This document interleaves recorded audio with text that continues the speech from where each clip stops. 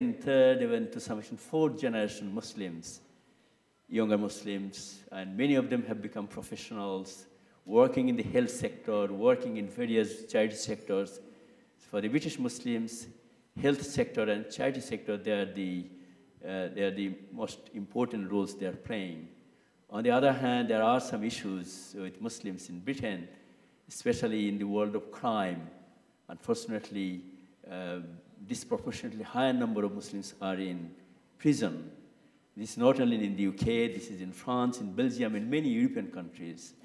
But that's not my theme of short talk.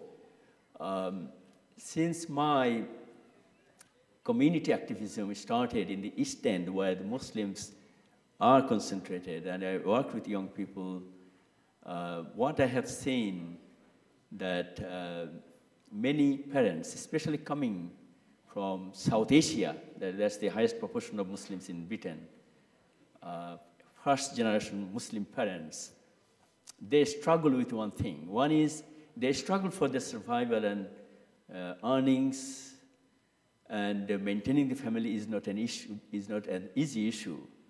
But the thing is, when children cross their primary age, they enter into the adolescence or cross the puberty, we call it adolescence, that becomes very difficult for them to handle. And then the issue of parenting. So I'll just talk about 2-3 issues, and Jazakumullah khair for your attention. One is, children are the gifts of Allah subhanahu wa ta'ala, and anyone who has child will realize this.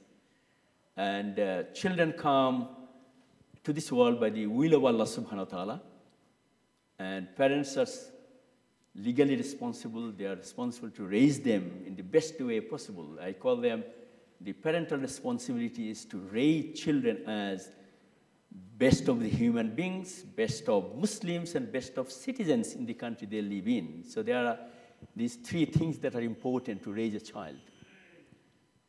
But the problem arises when children cross the puberty and they enter into a difficult phase of life, because at that time, there are physical changes and the temptation of life and all sorts of issues, independence or individualism, all sorts of things do come in. And many parents who are terribly busy or coming from a developing country cannot simply cope with their own children. And I think this is probably true in every society. There is a generational gap, which is true for every society, but there is a cultural gap. With the culture of Muslim countries and culture of Britain and America, Europe and America, they are fundamentally different in many ways. In the Western country, there's no that much concept of sin.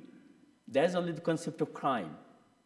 So sin and crime could be same for Muslims, but it's not exactly same. 2 human beings, boys and girls, can live together. In the West, if they live together with consent, then that's okay. That's not crime for them, because the concept of sin is gone. Muslim young people growing up in this society, many of them, if they are not educated properly by their parents, by their mosques, by their elders, then they fall into the trap, and this trap could be dangerous. So that's one issue. So to me, family is the basic human institution, and Muslims are blessed with this institution. And our family is the first line of defense against any hedonism that we see in the wider society. So many people ask and discuss about their future worries, because many of them get lost. Some go into the very different, I don't have time to discuss. I just want to share what many people's feelings are, especially parents.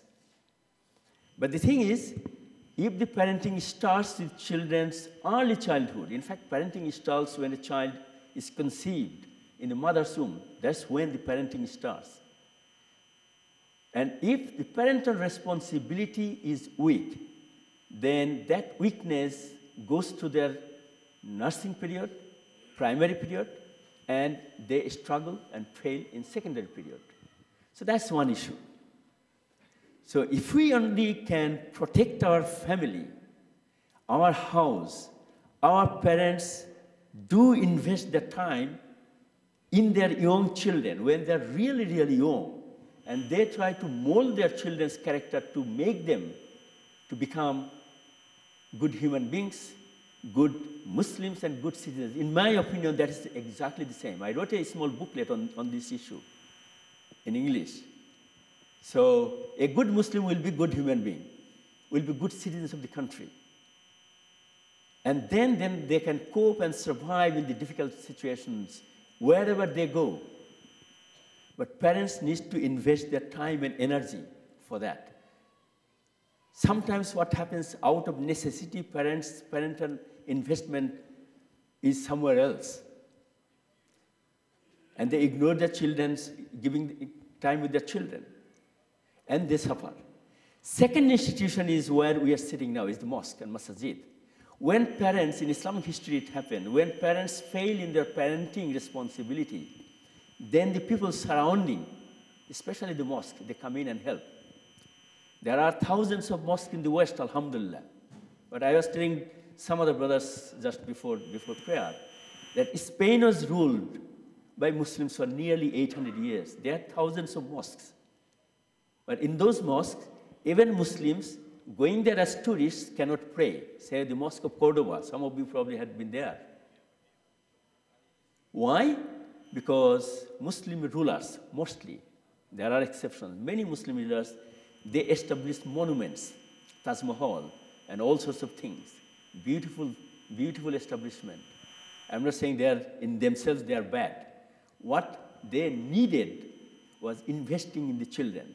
So bricks and mortars are only useful, bricks and mortars of the mosques are only useful when people come here, and young people and adults and everybody, they are made good human beings by the imams, by the mosque management and establishment. If the mosques fail to do this responsibility, then second line of defense is gone.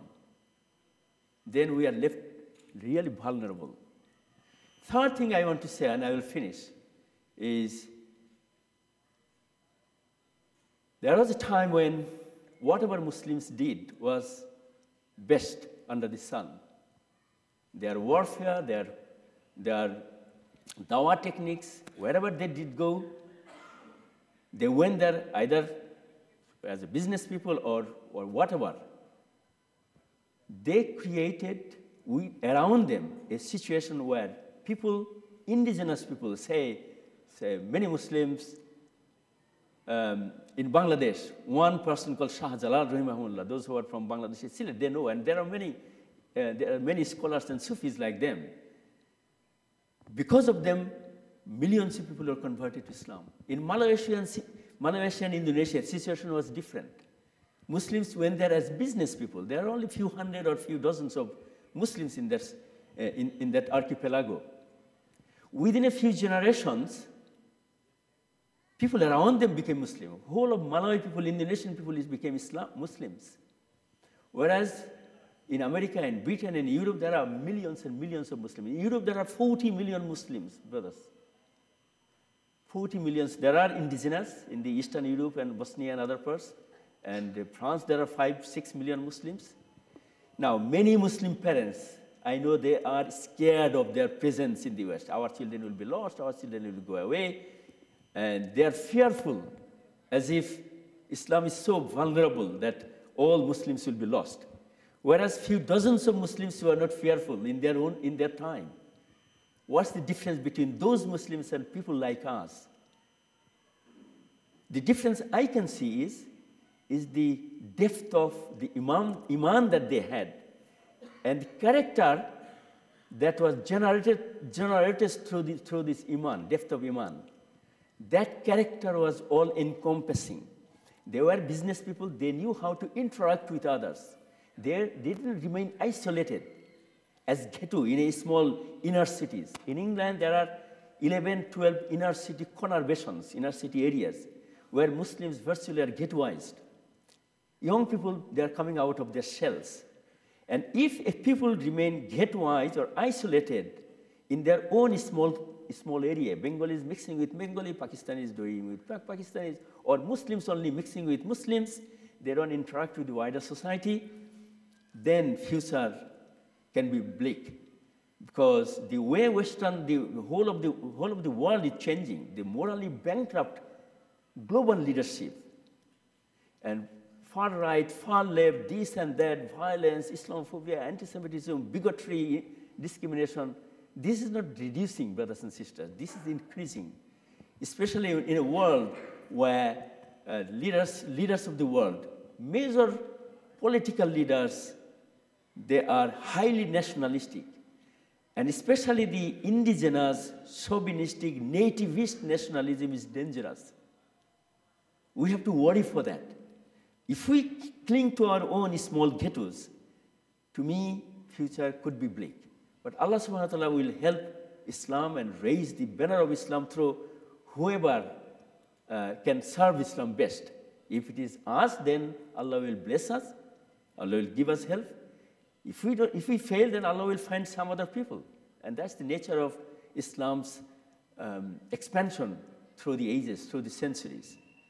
So these are the few things that I just wanted to share with you. I cannot explain or expand this because it was not probably meant to be a session like this.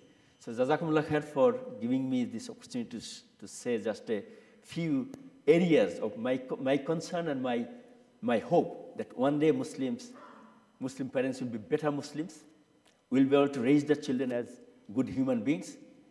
Our Masjid will really be the center of hub, the way Masjid Nabawi was the hub of Muslims in the civilization. And our Muslim brothers and sisters, especially the younger generation, professional generation, they don't remain in the ghetto, or they don't simply dilute their Islam by mixing up with the others, because if we dilute our religion, that will be useless. So may Allah subhanahu wa ta'ala help us to understand the spirit and message of Islam, and help us so that we practice, and we practice in the sense that we can secure our future, we can expand the message of Islam in the world where previous generation could not probably do. Jazakumullah khair. Assalamu alaikum wa rahmatullah. Subhanakallahumma bihamdika ashhadu an la ilaha illa anta astaghfiruka wa atubu ilaik.